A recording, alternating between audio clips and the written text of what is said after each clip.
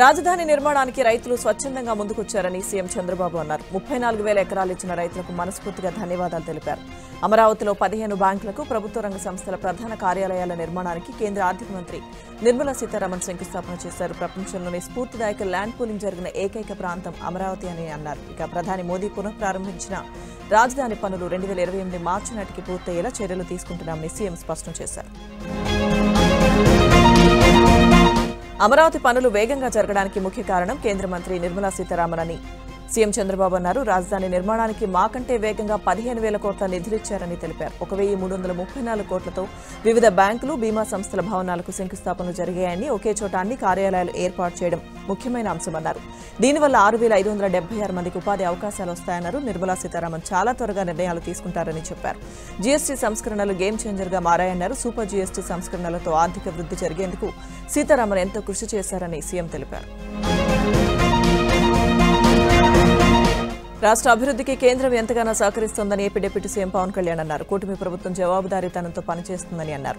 బ్యాంకులన్నీ ఒకే చోట ఉండడం వల్ల వ్యాపార లావాదేవీలు, ఆర్థిక కార్యకలాపాలు పెద్ద ఎత్తున జరుగుతాయన్నారు. రైతుల నమ్మకమే రాజధాని నిర్మాణానికి పునాది అన్నారు. ఇవాళ పునాదులు పడింది భవనాలకే కాదు, ఏపీ భవిష్యత్కు పడిన పునాదులని పవన్ అన్నారు. అమరావతిని ఆపడానికి అది ఎవరి ఇంట్లోనో లైట్ స్విచ్ కాదని, పవర్ఫుల్ ప్రధాని మోదీ శంకుస్థాపన చేసిన రాజధాని అని మంత్రి లోకేష్ అన్నారు. రాజధానిలో బ్యాంకులు, బీమా కంపెనీల ప్రధాన కార్యాలయాల శంకుస్థాపన కార్యక్రమంలో మంత్రి పాల్గొన్నారు. దేవతల రాజధాని అమరావతిని దెయ్యాలు విధ్వంసం చేయాలని చూశాయని విమర్శించారు. 3 రాజధానులని 3 ముక్కలాట ఆడి ఈ ప్రాంతాన్ని నాశనం చేయాలని చూశారని ఆగ్రహం వ్యక్తం చేశారు. ఒక్క వ్యక్తి కోసం 450 కోట్లు ఖర్చు పెట్టి ప్యాలెస్ కట్టుకున్నారని అన్నారు. ఎన్ని ఇబ్బందులు ఎదురైనా జై అమరావతి నినాదంతో ముందుకు వెళ్లామని మంత్రి గుర్తు చేశారు. రాజధాని నిర్మాణ పనులు మళ్లీ ప్రారంభించిన ఒక యజ్ఞం లాంటిదని కేంద్ర ఆర్థిక మంత్రి నిర్మలా సీతారామన్ అన్నారు. ఒక ప్రణాళిక ప్రకారం నూతన రాజధాని నిర్మాణం అంటే సామాన్యం కాదని తెలిపారు.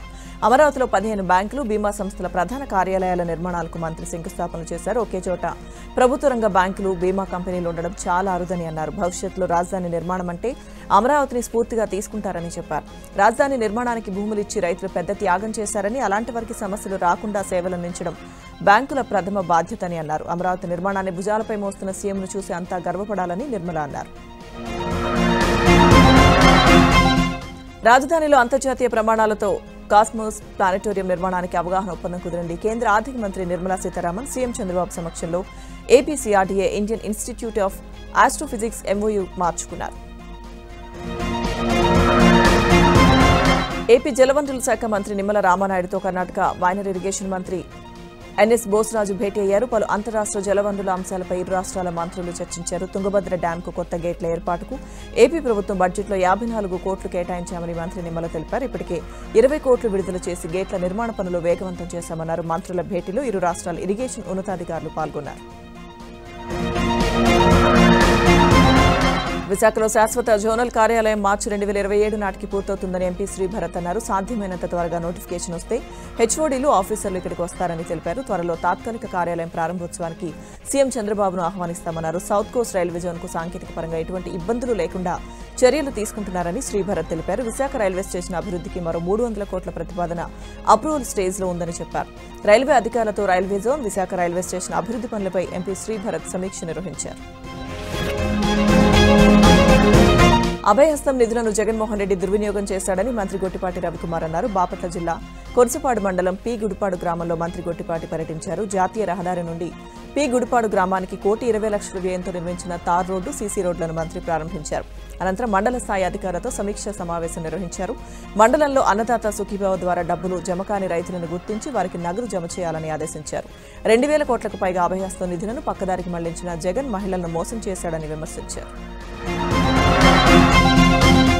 విజయవాడ కనకదుర్గమ్మ ఆలయంలో ఎంపీ కేశినేని శివనాథ్ క్షేత్రస్థాయిలో పరిశీలించారు. ఆలయ ఈవో సీనా నాయక్, ఆలయ చైర్మన్ బొర్రా రాధాకృష్ణ, పశ్చిమ నియోజకవర్గ ఎమ్మెల్యే కార్యాలయం కార్యదర్శి ప్రతిపాటి శ్రీధర్, ఇంజనీరింగ్ అధికారులు, బోర్డు సభ్యులతో కలిసి కేశినేని పరిశీలించారు. 2028లో కృష్ణానదికి రాబోయే పుష్కరాల సందర్భంగా కనకదుర్గమ్మ ఆలయాన్ని అభివృద్ధి చేసేందుకు కృషి చేస్తున్నామని ఎంపీ కేశినేని తెలిపారు. ఇక పుష్కరాల సమయానికి భక్తులకు అన్ని సౌకర్యాలు కల్పిస్తామన్నారు. ఏలూరు జిల్లా కొమడవల్లో హౌసింగ్ లేఅవుట్ను ఎమ్మెల్యే బడేటి చంటి ఆకస్మికంగా తనిఖీ చేశారు. 8,25,00,000 విలువైన కరెంట్ మెటీరియల్, డోర్స్, పైప్స్ ను ప్రభుత్వ గోడౌన్లలో కాకుండా ప్రైవేట్ గోడౌన్స్ ఉంచడంపై ఎమ్మెల్యే ఆగ్రహం వ్యక్తం చేశారు. 3 ఏళ్లుగా ఇప్పటి వరకు లబ్ధిదారులకు ఎందుకు ఇవ్వలేదని హౌసింగ్ అధికారులను నిలదీశారు. సమస్యను మంత్రి దృష్టికి తీసుకెళ్తామని, మెటీరియల్ పక్కదారి పట్టిస్తున్న అధికారులను వదిలే ప్రసక్తి లేదని ఎమ్మెల్యే బడేటి చంటి హెచ్చరించారు. ప్రజల సమస్యలు తెలుసుకునేందుకు ప్రకాశం జిల్లా కనిగిరి ఎమ్మెల్యే ముక్కు ఉగ్ర నరసింహారెడ్డి వినూత్నంగా ముందుకు సాగుతున్నారు. చాయ్ 3.0 కార్యక్రమం ద్వారా ప్రజలతో మమేకమవుతున్నారు. కనిగిరి మున్సిపాలిటీలోని శివనగర్ కాలనీలో స్థానికులతో చాయ్ తాగుతూ వారి సమస్యలు, అవసరాలు, అభివృద్ధి పనుల గురించి వారితో మాట్లాడి తెలుసుకున్నారు. వార్డులో సమస్యలు తెలుసుకుని పరిష్కరించాలని అధికారులను ఆదేశించారు. పల్నాడు జిల్లా వన్నాయిపాలెంలోని సచివాలయ సిబ్బందిపై ఎమ్మెల్యే భాష్యం ప్రవీణ్ ఆగ్రహం వ్యక్తం చేశారు. రైతులకు అందుబాటులో లేని వ్యవసాయ శాఖ ఉద్యోగులను హెచ్చరించారు. పెదకూరుపాడు నియోజకవర్గంలో ఎమ్మెల్యే భాష్యం ప్రవీణ్ చేపట్టిన ప్రజల వద్దకు ప్రవీణ్ కార్యక్రమం 6వ రోజుకు చేరింది. వన్నాయిపాలెంలో పర్యటించిన ఎమ్మెల్యే ప్రజాదర్బార్ కార్యక్రమంలో పాల్గొని గ్రామస్తుల నుంచి స్వయంగా అర్జీలు స్వీకరించారు. సచివాలయ ఉద్యోగులు ప్రజలకు అందుబాటులో ఉండాలని ఎమ్మెల్యే ఆదేశించారు. నెల్లూరు నూతన మేయర్గా దేవరకొండ సుజాతను ఎన్నుకోవాలని టీడీపీ పెద్దలు నిర్ణయించారు. ప్రస్తుతం మేయర్ స్రవంతిపై ఫైల్ అయిన అవిశ్వాస నోటీసులపై అధికారులు డిసెంబర్ 15వ తేదీలోపు సర్వసభ్య సమావేశం ఏర్పాటు చేసే అవకాశం ఉంది. కార్పొరేటర్లు, జిల్లా ముఖ్య నేతలతో టీడీపీ పెద్దలు చర్చించి దేవరకొండ సుజాత పేరు ఖరారు చేశారు. మంత్రి నారాయణ, ఎమ్మెల్యే కోటమిరెడ్డి శ్రీధర్ రెడ్డి త్వరలో అధికారికంగా ప్రకటించనున్నారు. టీటీడీ పరకామణి కేసులో వైవి సుబ్బారెడ్డి విచారణకు హాజరయ్యారు. విజయవాడలోని సీఐడీ కార్యాలయంలో అధికారులు ఆయన గంటన్నర పాటు ప్రశ్నించారు. పరకామణి చోరీ అంశంపై సీఐడీ తనను ప్రశ్నించిందని చెప్పారు. అధికారుల ప్రశ్నలకు సమాధానాలు చెప్పానన్నారు. విచారణకు అన్ని విధాలా సహకరిస్తానన్నారు. ఈ విచారణను రాజకీయ కోణంలో చూడొద్దని విజ్ఞప్తి చేస్తున్నానని వైవి సుబ్బారెడ్డి తెలిపారు. ఏపీ నకిలీ మద్యం కేసులో అరెస్టైన జోగి బ్రదర్స్ ను 4 రోజులు పోలీసులు కస్టడీలోకి తీసుకున్నారు. 2వ రోజు వైద్య పరీక్షల నిమిత్తం జోగి రమేష్, జోగి రామును ఆసుపత్రికి తరలించారు. జోగి రమేష్ కు వైద్య పరీక్షలు నిర్వహిస్తున్నారు. భారీ పోలీస్ బందోబస్తు నడుమ జోగి రమేష్ ను ప్రభుత్వ ఆసుపత్రికి తరలించారు. ఏపీ లిక్కర్ కేసులో కీలక నిందితుడు రాజ్గస్ రెడ్డి బెయిల్ పిటిషన్పై హైకోర్టులో విచారణ వాయిదా పడింది. తదుపరి విచారణను ఏపీ హైకోర్టు డిసెంబర్ 2వ తేదీకి వాయిదా వేసింది. ప్రాసిక్యూషన్ తరపున సీనియర్ న్యాయవాది సిద్ధార్థ లూథ్రా వాదనలు వినిపించారు. రాజ్గస్ రెడ్డి నేరానికి పాల్పడినట్లు ప్రాథమిక ఆధారాలు ఉన్నాయని చెప్పారు. లిక్కర్ కంపెనీల నుంచి ముడుపులు వసూలు చేసి విదేశాలకు తరలించారని, లిక్కర్ స్కామ్తో ప్రభుత్వ ఖజానాకు 3,000 కోట్లకు పైగా నష్టం వాటిల్లిందని న్యాయస్థానం దృష్టికి తీసుకువెళ్లారు. ఫుట్బాల్ లెజెండ్ లియోనెల్ మెస్సీ త్వరలో భారత పర్యటనకు రాబోతున్నారు. డిసెంబర్ 13న హైదరాబాద్లో పర్యటిస్తారు. మెస్సీకి వెల్కమ్ చెబుతూ సీఎం రేవంత్ ట్వీట్ చేశారు. భారత్లో పర్యటించబోతున్నట్లు మెస్సీ చేసిన ట్వీట్ను సీఎం రేవంత్ రీట్వీట్ చేశారు. హైదరాబాద్ బాగ్లింగంపల్లి సుందరయ్య పార్క్ వద్ద ఇందిరమ్మ క్యాంటీన్ను మంత్రి పొన్నం ప్రభాకర్ ప్రారంభించారు. హైదరాబాద్లో నిత్యం ఉపాధి కోసం వచ్చే వారి కోసం అల్పాహారం, మధ్యాహ్న భోజనం ఇందిరమ్మ క్యాంటీన్లలో అందిస్తున్నామని మంత్రి తెలిపారు. ఇవాళ సుందరయ్య విజ్ఞాన కేంద్రం, కవాడిగూడ, ఎన్టీపీసీ వద్ద ఇందిరమ్మ క్యాంటీన్ ఏర్పాటు చేశారు. ఇందిరమ్మ క్యాంటీన్లో ₹5కి అందిస్తున్న నాణ్యమైన భోజనాన్ని అందరూ సద్వినియోగం చేసుకోవాలని సూచించారు. విత్తన ముసాయిదా బిల్లుపై సర్టిఫికేషన్ అధికారం రాష్ట్ర ప్రభుత్వాలకు ఉండాలని మంత్రి తుమ్మల నాగేశ్వరరావు అన్నారు. రాష్ట్ర ప్రభుత్వ అధికారాలను హరించేలా కేంద్ర విత్తన బిల్లు ఉందని మండిపడ్డారు. ఇవాళ ప్రొఫెసర్ జయశంకర్ తెలంగాణ వ్యవసాయ యూనివర్సిటీలో సెంట్రల్ డ్రాఫ్ట్ సీడ్స్ బిల్లు 2025 రాష్ట్ర స్థాయి సమావేశంలో మంత్రి తుమ్మల పాల్గొని మాట్లాడారు. ఇక నకిలీ విత్తనాలను నియంత్రించాలంటే రాష్ట్ర ప్రభుత్వానికి అధికారం లేకపోతే ఎలా సాధ్యమని ప్రశ్నించారు. విత్తన ముసాయిదా బిల్లుపై అభ్యంతరాలు, సవరణలు రాష్ట్ర ప్రభుత్వం తరపున పంపాలని అధికారులకు మార్గనిర్దేశం చేశారు. సికింద్రాబాద్ రైల్వే స్టేషన్ అభివృద్ధి పనులు వచ్చే ఏడాదిలో పూర్తవుతాయని కేంద్ర మంత్రి కిషన్ రెడ్డి తెలిపారు. హైటెక్ సిటీ రైల్వే స్టేషన్ అభివృద్ధి పనులను అధికారులతో కలిసి కేంద్ర మంత్రి పరిశీలించారు. హైదరాబాద్లోని అన్ని రైల్వే స్టేషన్ల అభివృద్ధి పనులు పూర్తి చేసి వచ్చే ఏడాది అందుబాటులోకి తెస్తామన్నారు. హైటెక్ సిటీతో పోటీ పడే విధంగా అక్కడి రైల్వే స్టేషన్ అభివృద్ధి చేస్తున్నట్టు చెప్పారు. 35 కోట్లతో 2 విడతలుగా పనులు జరుగుతున్నాయని, వచ్చే ఫిబ్రవరిలోపు తొలి విడత పూర్తవుతాయన్నారు. ఇక సంక్రాంతి సందర్భంగా 16 ప్రత్యేక రైళ్లు ఇక్కడ ఆపుతామని కిషన్ రెడ్డి తెలిపారు. కాళేశ్వరం ప్రాజెక్టుపై తెలంగాణ జాగృతి అధ్యక్షురాలు కల్వకుంట్ల కవిత షాకింగ్ కామెంట్స్ చేశారు. కాళేశ్వరం ప్రాజెక్టుతో నిజామాబాద్, కామారెడ్డి జిల్లాలకు ఒరిగిందేమీ లేదని విమర్శలు చేశారు. కామారెడ్డిలో పర్యటించిన కవిత పలు కార్యక్రమాల్లో పాల్గొన్నారు. నిజాం సాగర్ ప్రాజెక్టు పూడికతీతను వెంటనే కాంగ్రెస్ ప్రభుత్వం చేపట్టాలని డిమాండ్ చేశారు. నిజాం సాగర్ టూరిజం అలాగే కౌలాస్కోట ఓ స్పాట్గా ఏర్పాటు చేయాలని సూచించారు. గొంతా తుపాన్తో జిల్లాలో పత్తి రైతులు నష్టపోయారని చెప్పారు. ఎల్లారెడ్డి ఎమ్మెల్యే మదన్ మోహన్ నియోజకవర్గంలో ఎందుకు కనిపించడం లేదని కవిత ప్రశ్నించారు. నిర్మల్ జిల్లాలో 6 పంచాయతీలు ఏకగ్రీవమయ్యాయి. పెంబి మండలంలోని గిరిజన గ్రామాలైన రామ్నగర్, పసిపుల్ల, అలాగే కొసగుట్ట, జంగన్గూడ, కోరకంటి, కిష్ణనాయక్ తండాల సర్పంచ్లను జనం ఏకగ్రీవంగా ఎన్నుకున్నారు. మరో 2 గ్రామాల్లోనూ ఏకగ్రీవానికి కసరత్తు చేస్తున్నారు. ఖమ్మం జిల్లా నేలకొండపల్లి మండలం ముఠాపురం సర్పంచ్ అభ్యర్థి ప్రజలకు బంపర్ ఆఫర్ ఇచ్చాడు. రావెళ్ల కృష్ణారావు అనే వ్యక్తి తనను సర్పంచ్గా గెలిపిస్తే ప్రజలకు ఎలా చేస్తానో వివరిస్తూ మేనిఫెస్టో విడుదల చేశాడు. గ్రామంలో వీరన్నస్వామి ఆలయం కోసం ఎకరం భూమి విరాళంగా ఇవ్వడంతో పాటు 5 ఏళ్ల పాటు ఇంటి పన్ను తానే చెల్లిస్తానని హామీ ఇచ్చాడు. ప్రతి నెల ఉచిత వైద్య శిబిరాలు నిర్వహించి పేదలకు మందులు పంపిణీ చేస్తానని ప్రకటించాడు.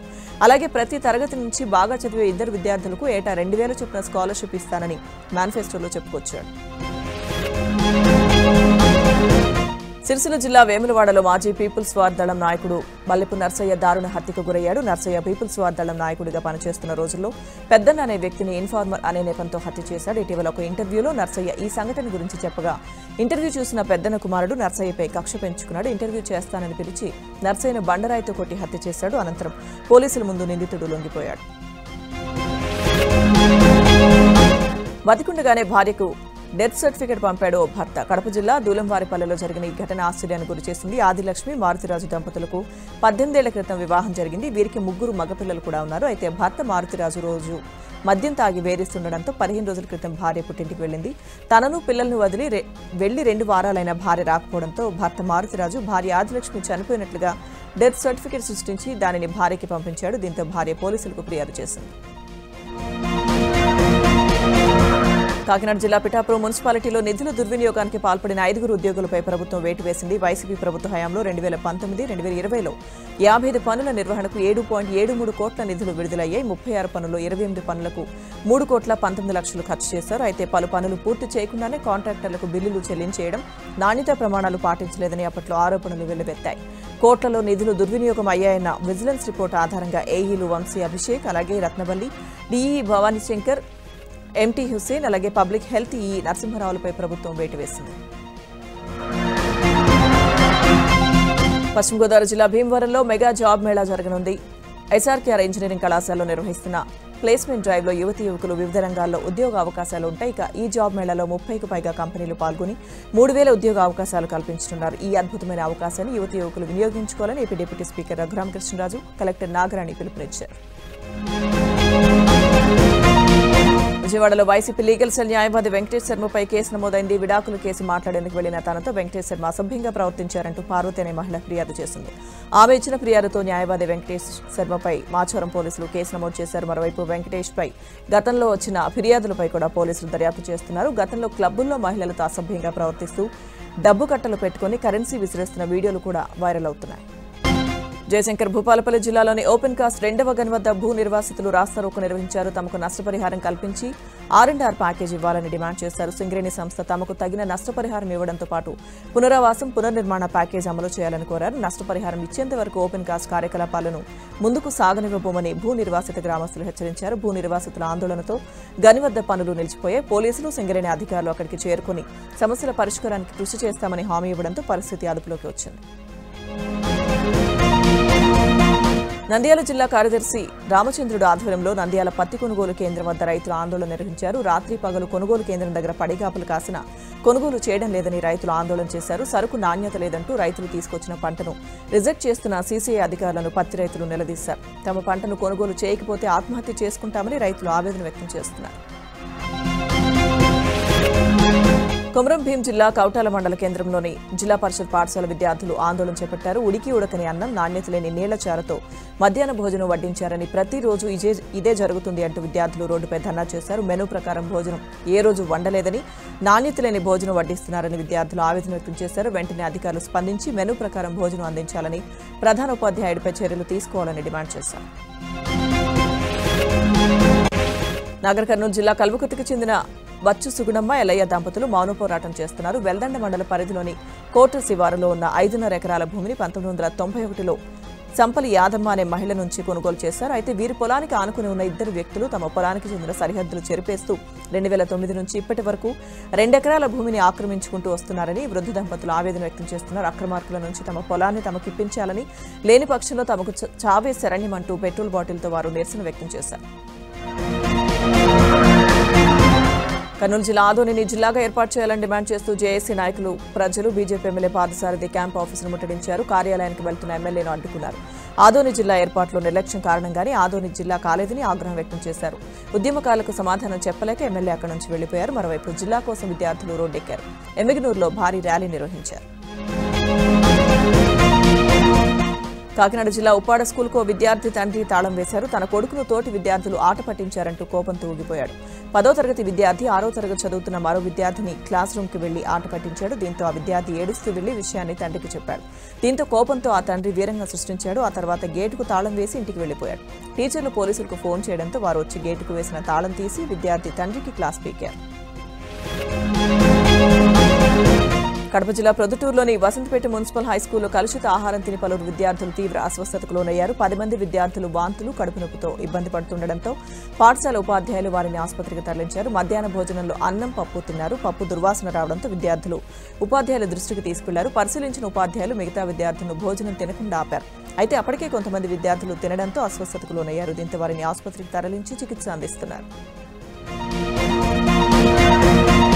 తెలంగాణ డీజీపీ కార్యాలయాన్ని సైదమ్మ అలియాస్ సంధ్య అనే బాధితురాలు ఆశ్రయించింది. సూర్యాపేట జిల్లాకు చెందిన ఓ ఆర్టీసీ ఉద్యోగి తనను పెళ్లి చేసుకుంటానని చెప్పి మోసం చేశాడని వాపోయింది.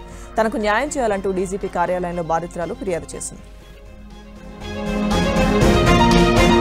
కోనసీమ జిల్లా పసలపూడి బైపాస్ రోడ్లో గంజాయి బ్యాచ్ హల్చల్ చేసింది. గంజాయి మత్తులో ఒంటరి మహిళలతో 2 యువకులు అసభ్యకరంగా ప్రవర్తించారు. మహిళ ఇంటికి వెళ్లిన 2 యువకులు ఆమెను నెట్టేశారు. ఈ దృశ్యాలు సోషల్ మీడియాలో వైరల్ గా మారడంతో 2 యువకులపై పోలీసులు కేసు నమోదు చేసి వారి కోసం గాలిస్తున్నారు. శ్రీశైలం శ్రీ బ్రహ్మరాంబ మల్లికార్జున స్వామి ఎంత పవర్ఫుల్లో బీహార్ ఎన్నికల నిదర్శనమని టీడీపీ సీనియర్ నాయకుడు మాజీ ఎమ్మెల్యే బైరెడ్డి రాజశేఖర రెడ్డి అన్నారు. ప్రధాని మోదీ శ్రీశైలం దర్శనం అనంతరం బీహార్ ఎన్నికల ప్రచారంలో పాల్గొన్నారని, అక్కడ ఎన్డీఏ ఘన విజయం సాధించింది అన్నారు. ఇవాళ బైరెడ్డి రాజశేఖర రెడ్డి శ్రీశైలం మల్లికార్జున స్వామి అమ్మవార్లను దర్శించుకున్నారు. నటులు శ్రీకాంత్, అశోక్ కుమార్, మాజీ మంత్రి గంటా శ్రీనివాస్ తిరుమల శ్రీనివాసుని దర్శించుకున్నారు. శ్రీవారి దర్శనార్థం కుటుంబ సభ్యులతో కలిసి తిరుమలకు చేరుకున్న వీరు వీఐపీ బ్రేక్ ప్రారంభ దర్శన సమయంలో శ్రీవారిని దర్శించుకున్నారు. దర్శనానంతరం రంగనాయకుల మండపంలో వేద పండితులు వేద ఆశీర్వచనం పలకగా ఆలయ అధికారులు స్వామివారి వస్త్రంతో సత్కరించి శ్రీవారి తీర్థ ప్రసాదాలను అందజేశారు. శబరిమల అయ్యప్ప భక్తుల అసౌకర్యాన్ని దృష్టిలో ఉంచుకుని పౌర విమానయాన శాఖ కీలక నిర్ణయం తీసుకుంది. విమాన ప్రయాణం సమయంలో తమ పవిత్ర ఇరుముడిని ఇప్పుడు చేతి సామానుగా తమతో పాటు తీసుకువెళ్లే విధంగా ప్రత్యేక వెసులుబాటు కల్పించారు. ఇప్పటి వరకు అమల్లో ఉన్న భద్రతా నియమావళి ప్రకారం ఇరుముడిని తప్పనిసరిగా చెక్ ఇన్ లగేజ్ గా పంపాల్సి రావడం వల్ల భక్తులు కొంత అసౌకర్యాన్ని ఎదుర్కొన్నారు. దీనిపై దృష్టి సారించిన పౌర విమానయాన శాఖ మంత్రి రామ్మోహన్ నాయుడు భక్తుల విశ్వాసాలను పరిగణలోకి తీసుకుని కీలక నిర్ణయం తీసుకున్నారు. ఈ ప్రత్యేక సడలింపు ఈ రోజు నుంచే అమల్లోకి తీసుకొచ్చారు. అయితే భక్తులందరూ ఎయిర్పోర్ట్ భద్రతా సిబ్బందికి పూర్తిగా సహకరించారు. కోల్ ఇండియా జాతీయ స్థాయి కబడ్డీ పోటీలు కొత్తగూడెంలో ప్రారంభమయ్యాయి. కొత్తగూడెంలోని రుద్రంపూర్ ప్రొఫెసర్ జయశంకర్ గ్రౌండ్స్ లో జాతీయ స్థాయి సింథటిక్ కోర్టులో ఈ పోటీలు నిర్వహిస్తున్నారు. ఇక 3 రోజుల పాటు జరిగే ఈ పోటీలను Singareni collieries director LV Suryanarayana ప్రారంభించారు. 30వ తేదీన ఫైనల్ పోటీలతో కోల్ ఇండియా కబడ్డీ పోటీలు ముగియనున్నాయి. శ్రీలంకలో మొదలైన దిత్వా తుఫాన్ ఏపీని తాకే అవకాశం ఉన్న నేపథ్యంలో తిరుపతి, చిత్తూరు, కడప, నెల్లూరు, ప్రకాశం జిల్లాలో అధికారులను హోంమంత్రి అనిత అప్రమత్తం చేశారు. మరో 2 రోజుల్లో భారీ వర్షాలు కురిసే అవకాశం ఉండడంతో క్షేత్రస్థాయిలో ప్రజలకు అధికారులు అందుబాటులో ఉండాలని ఆదేశించారు. శిథిలావస్థలో ఉన్న ఇళ్లలో నివసించే వారిని గుర్తించి సురక్షిత ప్రాంతాలకు తరలించాలన్నారు. ఎస్డీఆర్ఎఫ్, ఎన్డీఆర్ఎఫ్ బృందాలు సహాయక చర్యలు చేపట్టేందుకు సిద్ధంగా ఉండాలని హోంమంత్రి తెలిపారు. న్యూ ఇయర్ వచ్చేస్తోంది. నెక్స్ట్ లెవెల్ సెలబ్రేషన్స్ కోసం సిద్ధమవుతున్న మత్తుగాళ్లకు నిద్ర లేకుండా చేస్తుంది తెలంగాణ ఈగల్ టీం. డ్రగ్స్ పెడ్లర్ల ఆట కట్టించేందుకు యాక్షన్ ప్లాన్ మొదలుపెట్టింది. డ్రగ్స్ అసలు రాష్ట్రానికి రాకుండా రూట్స్ ను కట్ చేసేందుకు ఢిల్లీ, తెలంగాణ పోలీసులు సంయుక్తంగా చేపట్టిన బిగ్ ఆపరేషన్ సూపర్ సక్సెస్ అయింది. ఢిల్లీ, వైజాగ్ ఆపరేషన్లో ఈగల్ పోలీసులు కీలక అంశాలు రాబట్టారు. డ్రగ్స్ కన్జ్యూమర్లకు, డ్రగ్స్ పెడ్లర్లకు మధ్య భారీగా లావాదేవీలు జరిగినట్లుగా ఈగల్ టీం గుర్తించింది. ఆయుధాలను వదిలేసేందుకు Maoist party deadline fix చేసుకుంది. ఎంఎంసీ జోన్లోని సహచరులందరూ జనవరి 1, 2026న సాయుధ పోరాటాన్ని తాత్కాలికంగా నిలిపివేసి ప్రభుత్వాలకు ఆయుధాలు అప్పగించేందుకు సిద్ధంగా ఉండాలని మావోయిస్టు ప్రతినిధి అనంత ఆడియో విడుదల చేశారు. ఈ క్లిష్ట సమయంలో మావోలు సహనం కోల్పోవద్దని అన్నారు. అలాగే ఒంటరిగా లొంగిపోవద్దని పిలుపునిచ్చారు. అల్లూరు జిల్లా చింతపల్లిలో భారీగా గంజాయి స్వాధీనం చేసుకున్నారు. వాతనాపల్లి వద్ద వాహనాలు తనిఖీలు చేస్తుండగా ఓ మినీ వ్యాన్లో 763 కేజీల గంజాయి గుర్తించారు. 5గురిని అరెస్ట్ చేసిన పోలీసులు గంజాయి విలువ 3,80,00,000 ఉంటుందని అంచనా వేశారు. తెలంగాణలోని ఈ కామర్స్ గోదాముల్లో ఫుడ్ సేఫ్టీ అధికారులు తనిఖీలు చేపట్టారు. మొత్తం 75 యూనిట్లలో చేపట్టిన తనిఖీల్లో గడువు ముగిసిన 1903 ఫుడ్ యూనిట్స్ గుర్తించారు. తప్పుదారి పట్టించే లేబుల్స్, మిస్ బ్రాండెడ్ ప్రొడక్ట్స్ స్వాధీనం చేసుకున్నారు. 76 కిలోల గడువు ముగిసిన పాడైపోయిన ఆహార పదార్థాలను సీజ్ చేశారు. నిబంధనలు ఉల్లంఘిస్తే చర్యలు తప్పవని ఫుడ్ సేఫ్టీ అధికారులు హెచ్చరించారు. సిల్క్ సిటీగా పేరుగాంచిన ధర్మవరంలో వరుస చోరీలతో ప్రజలు వ్యాపారులు బెంబేలెత్తిపోతున్నారు. ద్విచక్ర వాహనాలు టార్గెట్ చేసుకుని దొంగతనాలు చేస్తున్నారు. గాంధీనగర్, రామ్నగర్లో వరుస బైక్ చోరీలతో దొంగలు రెచ్చిపోయారు. బాధితుల ఫిర్యాదుతో పోలీసులు దర్యాప్తు చేస్తున్నారు. వరుస దొంగతనాలపై ప్రత్యేక నిఘా ఏర్పాటు చేసి దొంగలను పట్టుకోవాలని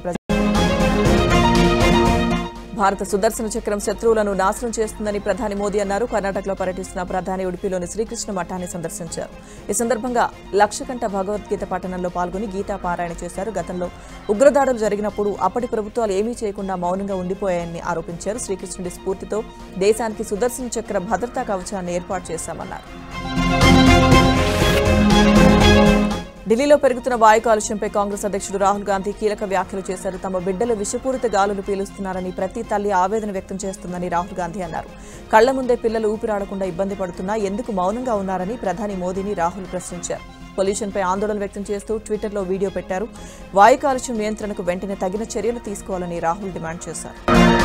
పాకిస్తానీయులకు యూఏఈ వీసాల జారీ నిలిపివేసింది. దాదాపు పాకిస్తానీయులను నిషేధించినంత పనిచేసింది. యూఏఈకి వెళ్లే పాకిస్తాన్ ప్రజలు నేరాలకు పాల్పడుతున్నారని సెనెట్ మానవ హక్కుల ఫంక్షనల్ కమిటీకి అంతర్గత వ్యవహారాల శాఖ తెలిపింది. అయితే పూర్తిగా నిషేధం విధిస్తే దాన్ని ఎత్తేయడం కష్టమవుతుందని ఆ కమిటీ చైర్పర్సన్ సమీనా జాహీ అభిప్రాయపడ్డారు. ఇటీవల అతి కష్టం మీద కొంతమందికి మాత్రమే యూఏఈ వీసాలు జారీ చేసిందని ఆమె తెలిపారు. ఇక మరోవైపు పాక్లోని యూఏఈ రాయబారి అక్కడి యూఏఈ వీసా సెంటర్లో రోజుకు 500 వీసా దరఖాస్తులను పరిశీలిస్తున్నట్టు చెప్పారు.